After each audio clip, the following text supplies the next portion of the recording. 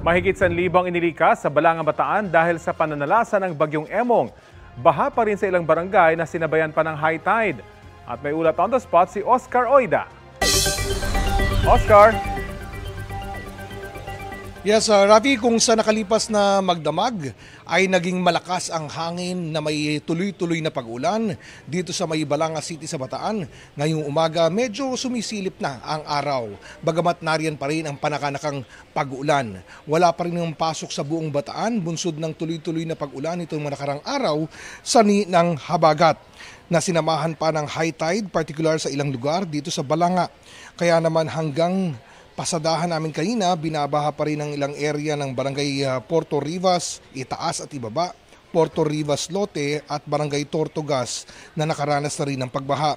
Hindi bababa sa 1,305 individuals o 358 families ang nailikas na bunsod ng masungit na panahon.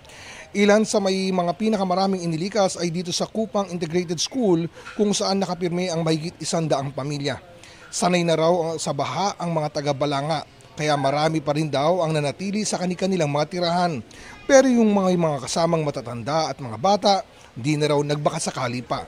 Pagtitiyak naman ng mga nakausap natin sa CSWD ng Bataan, may mga sapat pa rin silang supply ng relief goods sa mga sandaling ito. Rafi? Maraming salamat, Oscar Oida.